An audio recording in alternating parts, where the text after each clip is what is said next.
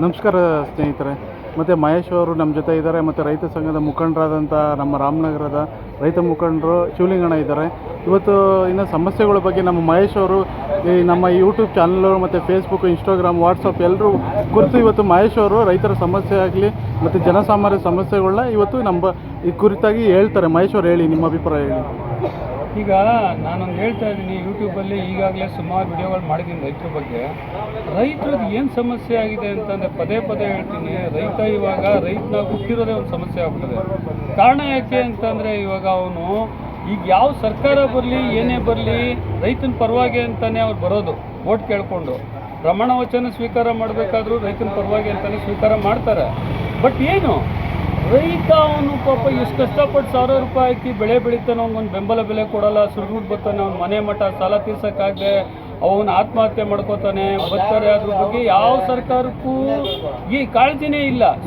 ಮಹೇಶ್ ಅವರು ನೀವು ಹೇಳೋದು ನಿಮ್ಮ ತಾತ ರೈತ, ನಿಮ್ಮ ಮುತ್ತಾತ ರೈತ, ನಿಮ್ಮ ತಂದೆ ರೈತ, ನೀವು ರೈತ, ಅದು ರೈತರ ಸಮಸ್ಯೆಗಳು ಯಾರು ಕೇಳೋರಿಲ್ಲ ಅಂತ. ಹೌದು. ಮತ್ತೆ ರೈತ ಮುಖಂಡರಾದಂಥ ಶಿವಲಿಂಗಣ್ಣವರು ನಿಮ್ಮ ಅಭಿಪ್ರಾಯ ಹೇಳಿ. ರೈತರ ಸಮಸ್ಯೆ ಇವತ್ತು ಹೋರಾಟ ಮುಗಿಸ್ಕೊಂಡು ಬಂದಿದ್ದೀರಾ. 13/7/26 ಸೋಮವಾರ 11 ಗಂಟೆಗೆ ನಾವು ಸತ್ಯಾಗ್ರಹ ಮಾಡಿಕೊಂಡಿದ್ವಿ ರಾಮನಗರ ಮಿನಿ ವಿಧಾನಸೌಧದಲ್ಲಿ. ತಹಸೀಲ್ದಾರರನ್ನ ಮೀಟ್ ಮಾಡಿದ್ದೀವಿ. 10 ಸಮಸ್ಯೆಗಳು ರೈತರದ್ದು ಇದೆ. ಒಂದು ದಾರಿದಾಗಿರ್ಬೋದು, ಒಂದು ದಾರಿದು ನನ್ನದೇ ಎಕ್ಸಾಂಪಲ್ ಹೇಳ್ತೀನಿ, ಬೇರೆದಲ್ಲ. ನಮ್ಮ ಹೊಲ ಹಿಂದೆ ಇರೋ ದಿವಸದಿಂದ 5 ವರ್ಷ ಆಗೈತೆ ನಾನು ದಾರಿಗೆ ಅಂತ ಅರ್ಜಿ ಕೊಟ್ಟು 5 ವರ್ಷ ಆಗಿದೆ. ಅದು ಸಂಬಂಧಪಟ್ಟ ಅಧಿಕಾರಿಗಳಲ್ಲಿ RI ಆಗಲಿ VA ಆಗಲಿ ಬರೋದು, ನೋಡೋದು, ಇಲ್ಲಿ ಬಂದು ಏನೋ ಕೊಡೋದು, ತಿರುಗಿಲ್ಲಿ ಕೊಟ್ಟರೆ ಅವ್ರು ನಮಗೆ ನೋಟಿಸ್ ಕೊಡೋಕ್ಕೆ ಅದನ್ನು ಈಸ್ಕೊಳ್ಳೋಕೆ, ನಾವು ಅದನ್ನು ರಿಪೋರ್ಟ್ ಮಾಡಿರೋದು ಈಸ್ಕೊಳ್ಳೋಕ್ಕೆ 6 ತಿಂಗಳು ವರ್ಷ ಬೇಕು. ಈ ಥರ ಸಮಸ್ಯೆಯಲ್ಲಿ ತಿರುಗಾಕೊಂಡು ರೈತರು ಅಲಿಯೋದೇ ಆಗದೆ. ಇವತ್ತು ಮಾಧ್ಯಮಗಳೊಂದಿಗೆ ಇವತ್ತು ಏನು ತಹಸೀಲ್ದಾರವರು ಅದು ನಮ್ಮ ಒಂದು ರಾಮನಗರದ ಕೂಲಿ, ಮೊದಲನೇ ಕೂಲಿ ಅಂತ ಹೇಳಿ ಏನೋ ರೈತ ಮುಖಂಡರುಗಳು ಹೇಳಿದ್ದೀರಾ. ಇವತ್ತು ಆ ಕೂಲಿ ಏನು ನಿಮಗೆ ಆಶ್ವಾಸನೆ ಕೊಟ್ಟಿದ್ದಾರೆ, ಅದ್ರ ಬಗ್ಗೆ ಹೇಳಿ. ಏನು ಕೊಟ್ಟಿದ್ದಾರೆ ಅಂದರೆ, ಇವಾಗ ನಾವು ಇದು ಮಾಡ್ದೋ ಅದೇನೋ SIR ಅದೇ ಇದೆ ಅಂತ ಏನೋ ಹೇಳಿದ್ರು ಕತೆನ. ನಮ್ಗೆ ಅವೆಲ್ಲ ಏನು ಬೇಡ, ಅದು ಒಂದು ಬದಿಗೆ ಅದು ಇರಲಿ, ಅದು ನಡೀತಾ ಇರಲಿ. ಜೊತೆಗೆ ನಮಗೆ ಆಗಸ್ಟ್ ತಿಂಗಳಲ್ಲಿ ನಾವು ಇನ್ನೊಂದು ತಿಂಗಳೊಳಗಡೆ ನಮಗೆ ಒಂದು ಟೈಮ್ ಕೊಡಿ. ಆಗಸ್ಟ್ 18ಕ್ಕೆ ಅಂತ ಮಾಧ್ಯಮದ ಜೊತೆ ಮಾತಾಡಿದ್ದಾರೆ. ಮಹೇಶ್ ಅವರು ಇದ್ರ ಬಗ್ಗೆ ನೀವೇನು ಹೇಳ್ತೀರಾ? ಅವ್ರು ತಹಸೀಲ್ದಾರ್ ಅವರ ಒಂದು ಉದಾಹರಣೆಗೆ ಹೇಳ್ತೀನಿ, ರೈತರ ಸಮಸ್ಯೆ ಬಗ್ಗೆ. ಇವರು ಇವತ್ತು ಸ್ಟ್ರೈಕ್ ಮಾಡಿದ್ರಲ್ಲ, ಸಮಸ್ಯೆ ಬಗ್ಗೆ ಹೇಳ್ತೀನಿ.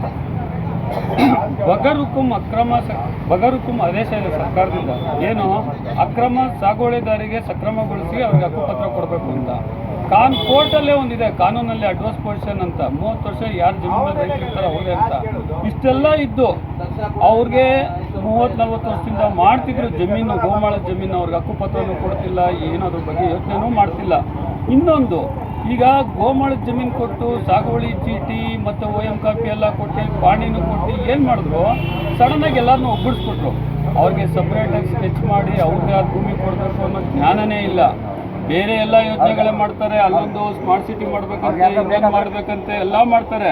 ನೋಡಿ, ಈಗ ಆಗಿನ ಕಾಲದಲ್ಲಿ ಅರಣ್ಯ ಭೂಮಿ ಏನಂತ ರೈತರು ಓಡಿಸ್ತಾ ಇದ್ರು, ಆ ಭೂಮಿನ ಕರ್ನಾಟಕ ಸರ್ಕಾರನೇ ಆಗಿನ ಕಾಲದಲ್ಲಿ ಮಂಜೂರಾತಿ ಪತ್ರ ಕೊಟ್ಟು OM ಕಾಪಿ ಕೊಟ್ಟು ಎಲ್ಲ ಕೊಟ್ಬಿಡ್ತು. ಈಗೇನು ಮಾಡ್ತಾರೆ ಅವರು, ಹೋಗ್ರಿ ಇಲ್ಲಿಂದ ಅಂತಾಗ ಸರ್ಕಾರ ಮಧ್ಯದಲ್ಲಿ ಬಾಯಿ ಆಗ್ತಿಲ್ಲ, ಪ್ರವೇಶ ಮಾಡ್ತಿಲ್ಲ. ಅವ್ರಿಗೆ ಏನಾಗ್ಬೇಕ್ರಿ, ಆರಾಮಾಗಿ AC ರೂಮಲ್ಲಿ ಕೂತಿರ್ತಾರೆ. ಓಕೆ ಮಹೇಶ್ ಅವರೇ, ಮತ್ತೆ ಶಿವಲಿಂಗಣ್ಣವರೇ, ಇವಾಗ ಏನು ನಮ್ಮ ಒಂದು ತಹಸೀಲ್ದಾರ್ ಅವರ ಕಚೇರಿಗಳಲ್ಲಿ ಇವತ್ತು ಅಧಿಕಾರಿಗಳು ಸರಿಯಾಗಿ ಕೆಲಸ ಮಾಡ್ತಿಲ್ಲ, ಭ್ರಷ್ಟಾಚಾರ ನಡೀತಿದೆ ಅಂತ ಇಬ್ರು ಒಪ್ಕೋತೀರಾ? ತುಂಬಾ ಭ್ರಷ್ಟಾಚಾರ ನಡೀತಾ ಇದೆ. ಯಾಕೆ ಅಂತ ಅಂದ್ರೆ ಇವತ್ತು ಪರಿಸ್ಥಿತಿ ಏನದ ಅಂದ್ರೆ, ಕಾಂಚನ ಕೈಲಿಲ್ಲ ಅಂದ್ರೆ ಏನು ಕೆಲಸ ಆಗಲ್ಲ. ದುಡ್ಡಿದ್ರೆ ನಾಳೆ ಬಾ, ದುಡ್ಡಿಲ್ಲ ಅಂದ್ರೆ ತಿಂಗಳಗಟ್ಟಲೆ ಯಾವುದೇ ಒಂದು ಅಧಿಕಾರಿ ಬ್ಯಾಂಕ್ಗಳಲ್ಲಿ ಲೆಕ್ಕ ಹಾಕೊಳ್ಳಿ, ಅವ್ರು ಎಷ್ಟೇ ಕೋಟಿ ಟರ್ನ್ ಓವರ್ ಮಾಡಿದ್ರು 3 ವರ್ಷ ಟ್ರಾನ್ಸ್ಫರ್ ಆಯ್ತಾರೆ. ಇಲ್ಲಿ ನಮ್ಮ ತಾಲೂಕು ಆಡಳಿತ, ಜಿಲ್ಲಾ ಆಡಳಿತ ಆ ಥರ ಇಲ್ಲ. 10-15 ವರ್ಷನೂ ಇಲ್ಲೇ ಬೀಡು ಬಿಟ್ಕೊಂಡು ಇವರೆಲ್ಲ ರಾಜಕೀಯದ ಹಿಂಬಾಲಕರು ಮಾಡ್ಕೊಂಡು ಇದು ಮಾಡ್ತಾ ಇದ್ದಾರೆ. ಅವರು ಕೈಗೊಂಬೆ ಆಗಿದ್ದಾರೆ ಹೊರತು ರೈತರುಗಳ ಕೆಲಸ ₹1 ಕೆಲಸ ಮಾಡ್ತಾ ಇಲ್ಲ. ಅದರಿಂದ ದಯವಿಟ್ಟು ನಾವು ಹೇಳ್ತಾ ಇದ್ದೀವಿ, 3 ವರ್ಷ 4 ವರ್ಷ ಯಾರು ಡ್ಯೂಟಿ ಮಾಡೋರೆ ಅವ್ರನ್ನ ಹೊರಗಡೆ ಎತ್ತಾಕಿ ಬೇರೆಯವ್ರನ್ನ ತಂದಿವಲ್ಲಿ ಹೊಸ ಪರಿಚಯ ಮಾಡಿಕೊಟ್ರೆ ರೈತರುಗಳ ಕೆಲಸ ಆಯ್ತವೆ ಅಂತ ನಾವು ತಹಸೀಲ್ದಾರ್ ಹತ್ರನೂ ಮನವಿ ಮಾಡಿ. ಇವತ್ತು ಭ್ರಷ್ಟಾಚಾರ ನಡೀತಿದೆ ಅಂತ ಶಿವಲಿಂಗಣ್ಣ ಅವರು ಆಪಾದನೆ ಮಾಡ್ತಿದ್ದಾರೆ, ರೈತ ಮುಖಂಡರು ಮಹೇಶ್ ಅವರೇ. ಇದ್ರ ಬಗ್ಗೆ ನೀವು ಭ್ರಷ್ಟಾಚಾರ ಇದೆಯಾ ತಾಲೂಕು ಆಫೀಸಲ್ಲಿ? ಅವರು ಹೇಳಿದ್ದು 100% ಸತ್ಯ.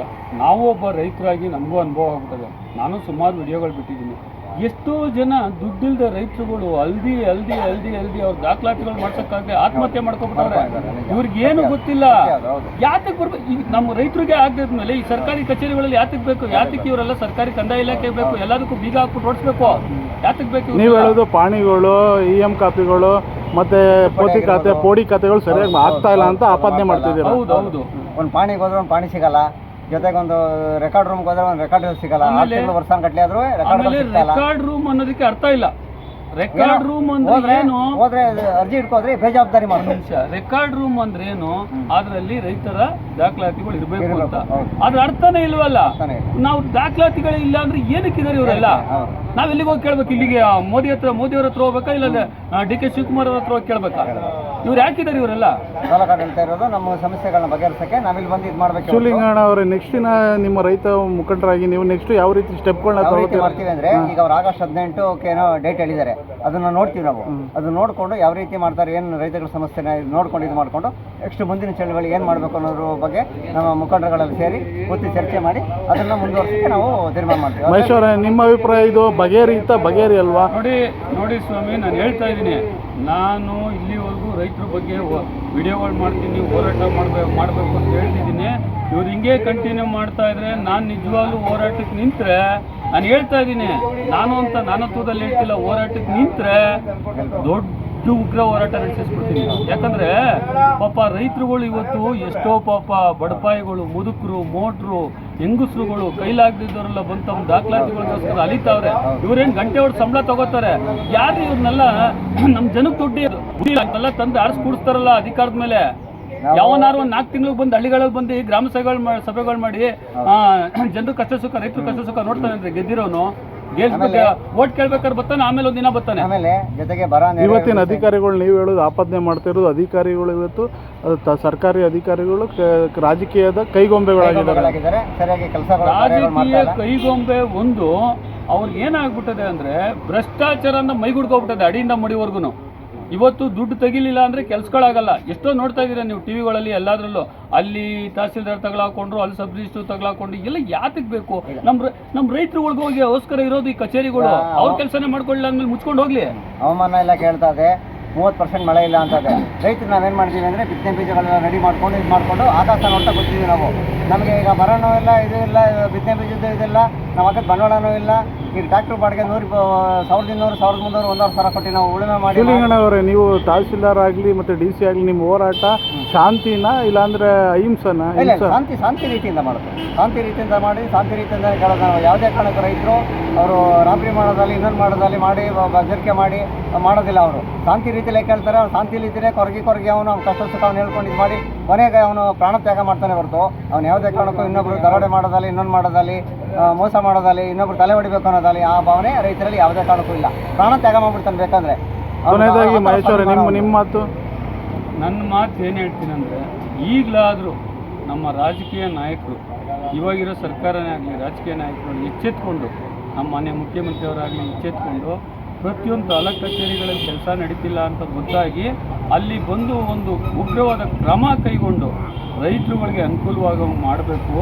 ಮತ್ತು ಇವಾಗ ಇವ್ರು ಹೇಳ್ದಂಗೆ ರೈತರುಗಳು ಸಾವಿರಾರು ರೂಪಾಯಿ ಖರ್ಚು ಮಾಡಿ ಏನೂ ಸಿಗ್ತಾ ಇಲ್ಲ.